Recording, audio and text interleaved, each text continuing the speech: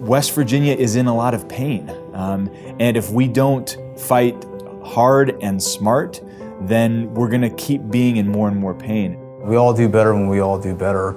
I was taught at an early age to put the shoe on the other foot and to ensure that to work hard as I can for people who haven't been as privileged as I am personally, and to ensure that you leave the place better than when you found it. What the center does is it provides the tools for everybody else to get involved in the political process and say, wait a second, these are our communities, these are our homes.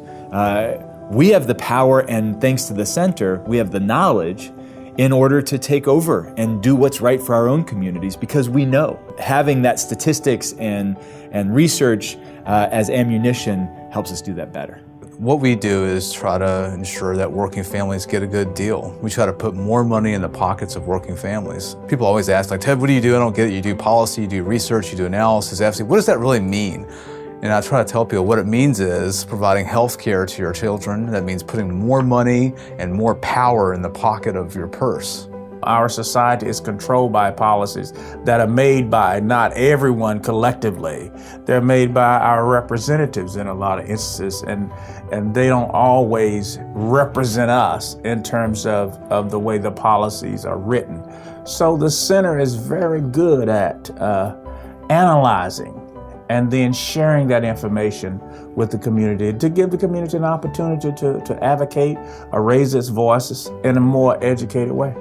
The Center on Budget Policy would not be here today without the strong support of our advocates in the community, of policymakers and others, and especially our funders that allowed us to work on these important policies that impact so many people in our state. When you have so many bills coming up and so many issues as far as the budget, and they can bring in some info to say, you need to look at this versus what might be in this bill, you can't ask for anything more. There are times where making the moral argument at the legislature isn't enough. It should be, but it's not. There was a group of folks in the legislature who wanted to take food away from children and seniors and families. And what the center did was not only provide the information was great, but also use that information as a convening tool to bring pastors and community leaders, and especially the families most closely impacted, together to make that case. The center provides the legal and technical and statistical information to allow us to make more than just the moral argument. Without them, I don't know what exactly I would do personally, because I need that information to look over, because you have such little time once you get in session. So having that before me to look at gives me the opportunity to ask maybe the appropriate questions that need to be asked and to make the appropriate decisions. On health care, the Affordable Care Act, defending the great importance that is to West Virginia.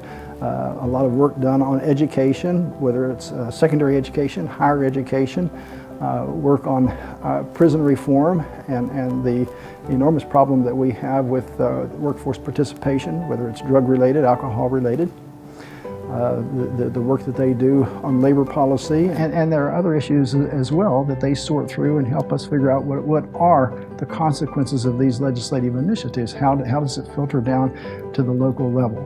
The staff at the center are really good at taking that intellect and that research and combining it with the grassroots and the communications and everyday people and allies into a movement that does have enough power to either win bold new things or to at least defend us against people who are trying to take food and medicine and jobs away from people. No matter what it's been over the last 10 years, our center has always been there to fight for working families and to provide the sound research and analysis that's needed to make good decisions on public policy in West Virginia. I hope they're around for many, many more years to continue doing the good work that they do. They're needed. They're very much needed in West Virginia, especially in this day and age of this political divide that we have. I hope they'll be here 10, 20, maybe 30 and on down the road, even when I'm not here, because they're invaluable to the legislature. As we move forward, I think we're just going to work harder and harder to ensure that working families in this state get a good deal. Because right now, the system, the way it's set up, is rigged toward the wealthy, and there's nobody fighting at the Capitol on behalf of working families using research, policy, and analysis to make that happen.